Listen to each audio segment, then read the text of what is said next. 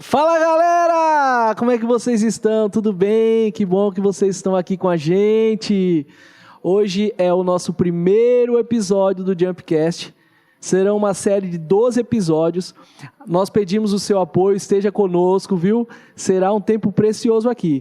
Nós teremos uma bancada extraordinária, maravilhosa. Já já a galera vai se apresentar para vocês, viu? Então fique com a gente até o final. Depois, já sabe, né? Compartilha com a galera, avisa os seus familiares e vamos junto, tá bom? Um beijo, até já!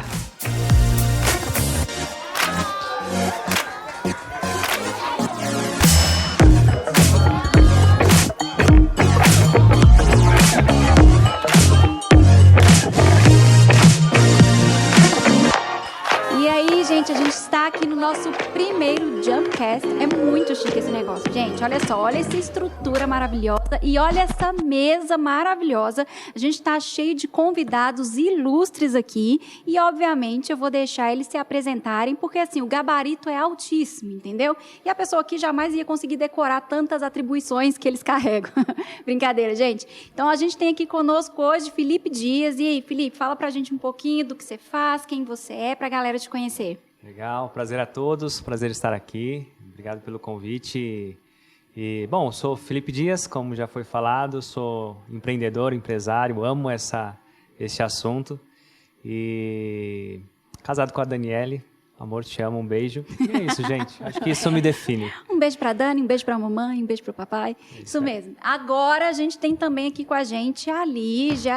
Lígia, muito bem-vinda à nossa mesa, fala um pouquinho de você, o que você faz. Obrigada pelo convite. Eu sou a Lígia, eu tenho 21 anos, estou me formando agora em gerontologia, futura gerontóloga. Para quem não conhece, gerontologia estuda o processo de envelhecimento. Sou muito apaixonada por essa área, apaixonada por pessoas e trabalho com inclusão digital de idosos. Eu e mais 3 amigos temos uma startup que trabalha com inclusão digital desses idosos. Estamos muito felizes e somos muito motivados em desenvolvimento de projetos que têm impacto na sociedade. Eu falei que o gabarito era alto aqui, gente, mas ainda não acabou. Nós temos mais um convidado, que é o Caio. Bem-vindo, Caio. Se apresente aí para o pessoal te conhecer um pouquinho mais. Olá, galera. Como foi dito, meu nome é Caio, sou psicólogo, faço pós-graduação em neurociências e terapias meditativas e estou aqui para a gente conversar um pouco sobre a Bíblia, sobre a palavra, sobre a ciência da psicologia, né? E tentar diminuir a distância entre essas duas coisas, né? Na verdade, tentar aqui no diálogo transformá-las em parceiras, né?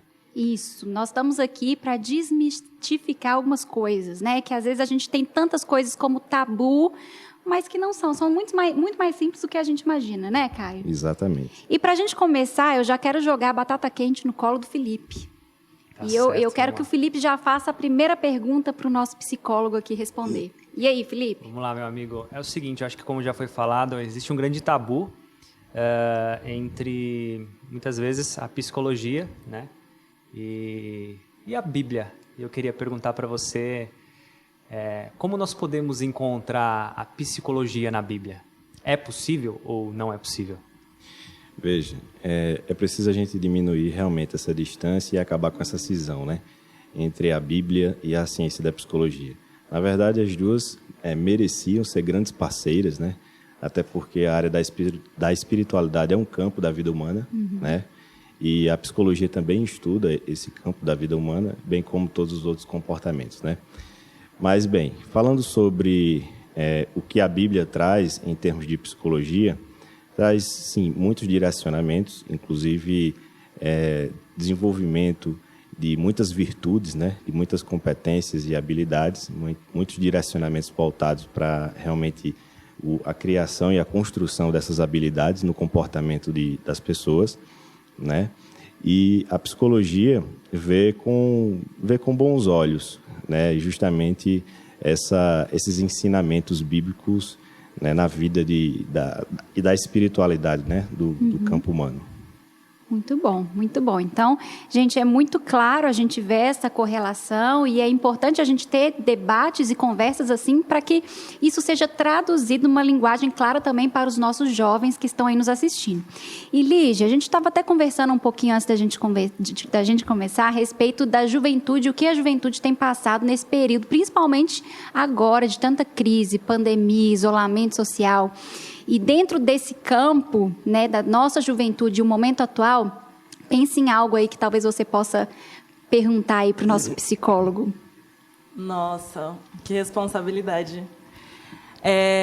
Eu acho que é algo que a gente vive muito, não só na juventude, como outras fases, né, mas na juventude isso é muito explícito, que é a nossa identidade, né? E como muitas vezes a gente entra em conflito com a nossa identidade, com quem a gente é, e a gente sabe a importância de um auxílio profissional mesmo do psicólogo, mas como a Bíblia também diz verdade sobre nós, né? Sim. A gente descobre quem nós somos através da palavra. Você, assim, como profissional, Caio, como que você também consegue conciliar e poder instruir as pessoas também nessa questão da identidade mesmo, da juventude, que a importância, né, da gente saber quem nós somos, o impacto que a gente causa, né, a partir do momento que a gente sabe quem nós somos, e como a psicologia e a palavra revelam isso para nós? Que pergunta difícil, hein? Eu tô falando aqui, Complexo. Olha, você está sentando num lugar aqui difícil. Certamente. Mas vamos lá. A Bíblia, a gente sabe que constrói uma identidade num comportamento humano, sobretudo, muito benéfica, né? E desenvolve o campo da moralidade, desenvolve o campo do comportamento baseado nos princípios e valores e virtudes, né, bons. Inclusive, o que justamente harmoniza o convívio na sociedade, né? Então, realmente a Bíblia ela é uma referência nesse sentido. E a psicologia, ela como corpo técnico científico, né, vem justamente para analisar o comportamento, vem justamente para analisar o campo de sofrimento mental, né, em que as pessoas se encontram. E esse corpo técnico, ele tenta estudar especificamente o campo do adoecimento mental, né? Então, assim, é óbvio que a Bíblia é uma referência para nos ajudar no convívio diário, nos nossos relacionamentos e a entender um pouco como é que funciona certamente a vida humana, né?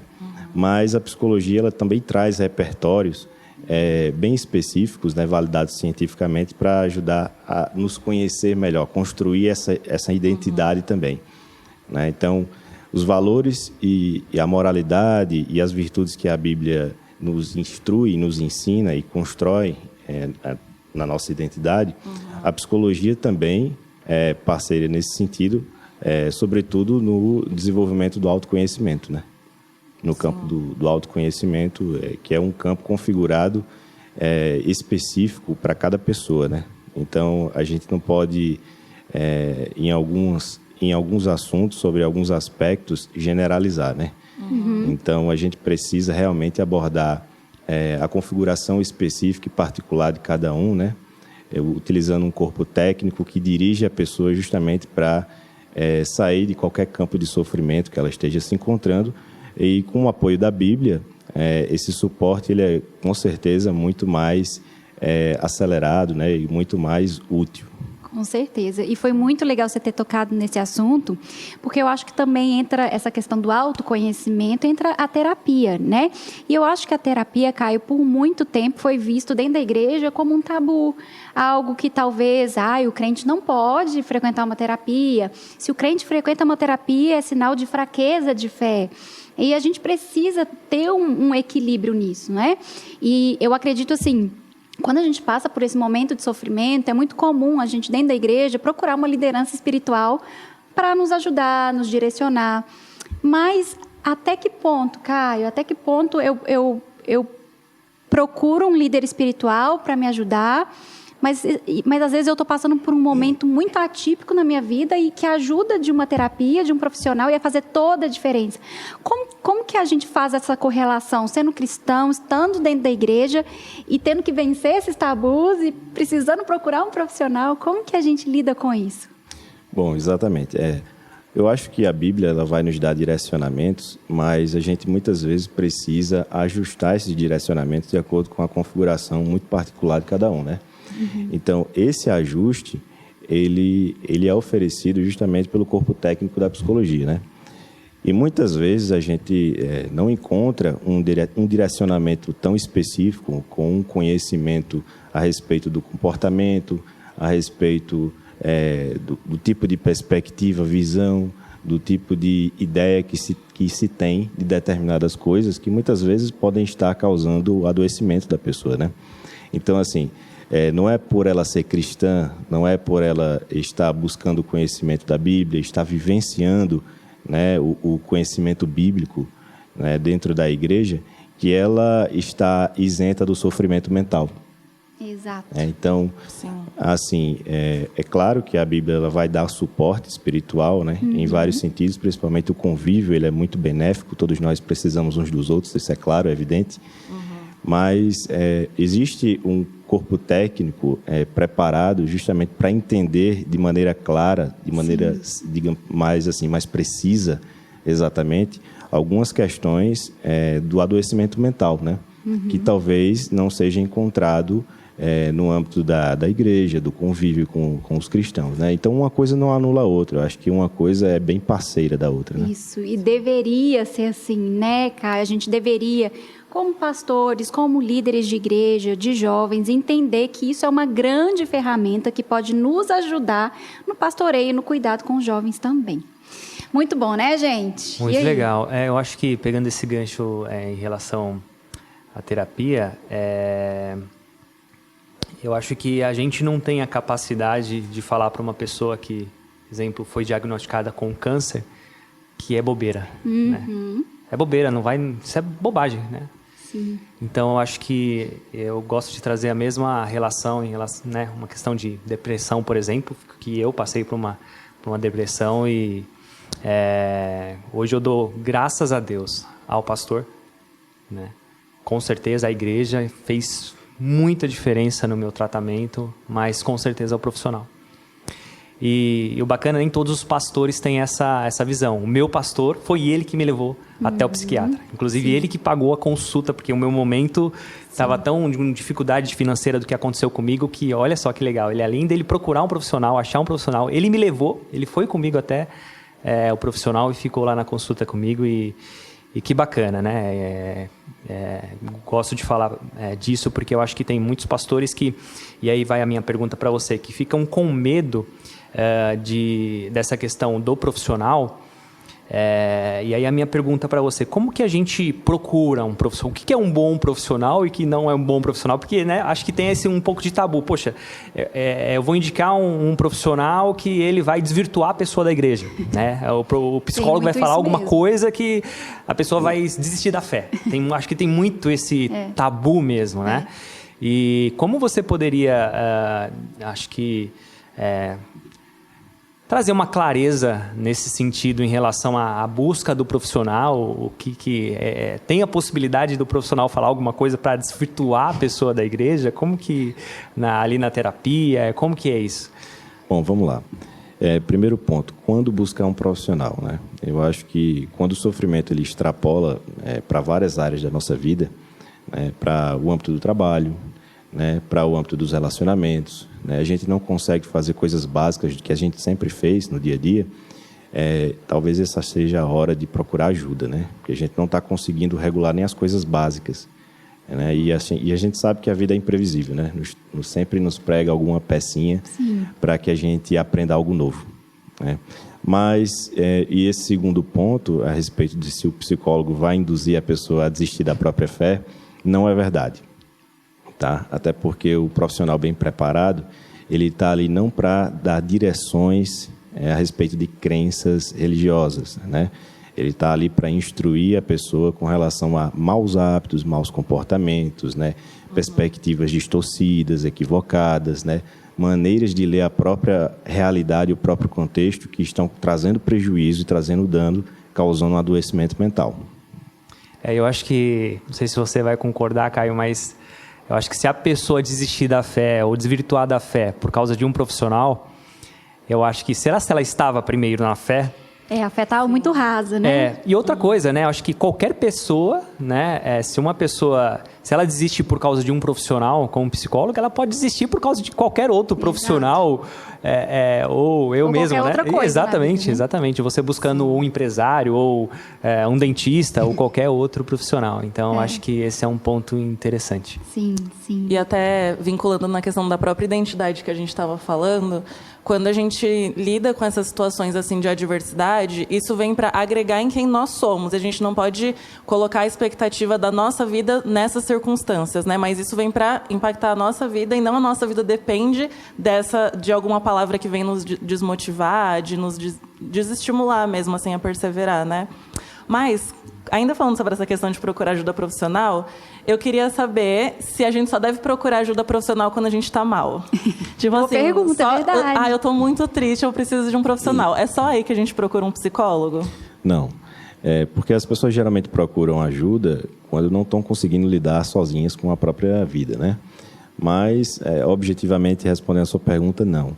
Né? A gente procura ajuda psicológica também para se desenvolver, né? Para adquirir autoconhecimento, para se desenvolver melhor pessoalmente, nos seus relacionamentos, no trabalho, em cada área, em cada papel que a gente exerce no dia a dia, sempre há um ponto a que melhorar, a que se desenvolver.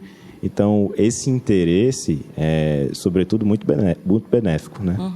E é interessante porque eu mesmo já fiz terapia e eu acho que o que mais me surpreendia, Caia, é porque eu sempre achei assim, nossa, eu tô mal, então eu vou tratar do meu problema, daquilo que eu tô passando. Mas muitas vezes eu saía de uma sessão de terapia olhando tanto para dentro de mim, aprendendo tanto sobre mim, ele me fazia ver coisas em mim que eu nunca tinha parado para pensar, alguns hábitos que eu tinha, que eu não sabia por quê, e aí a gente vai entender por quê. Né? E a gente muitas vezes até se assusta, meu Deus do céu, mas eu sou assim mesmo. E muitas vezes a gente e precisa da ajuda de um profissional para nos trazer a essa realidade e entender o porquê nós agimos do jeito que agimos, por que fazemos essas coisas do jeito que fazemos. Então, eu acho que também é essencial em qualquer momento da vida, se você quer se desenvolver e aprender mais de si. Né? É interessante isso, porque eu busquei a ajuda de um profissional de psicologia, um psicólogo, terapia. Não foi no meu momento de depressão. Eu já tinha vencido a depressão, acho que 1 ou 2 anos. E eu queria, né, não era um problema, mas eu queria me desenvolver em algumas áreas, principalmente na área de empresário, de empresa, enfim. Ou seja, um detalhe simples, eu tinha muita dificuldade. Hoje já consegui vencer bastante, mas de demitir um funcionário, por exemplo. Era uma coisa de outro mundo. Sou um cara, né? Aquele cara muito bonzinho e tal. Tinha sabe? ansiedade. Então, eu fui buscar uma ajuda para, né, conseguir lidar com essa situação. E olha, Jéssica, a igreja me ajudou muito, me ajuda a continuar me ajudando, o meu pastor, os meus líderes. Sim. Só que o profissional foi o que você falou. Ele encontra algumas coisas para ele lidar com aquilo. E eu queria fazer para você explicar um pouquinho para a gente. Que ele consegue mudar, né? Uma ideia, uma palavra que você se conhece, né? É um autoconhecimento. Sim.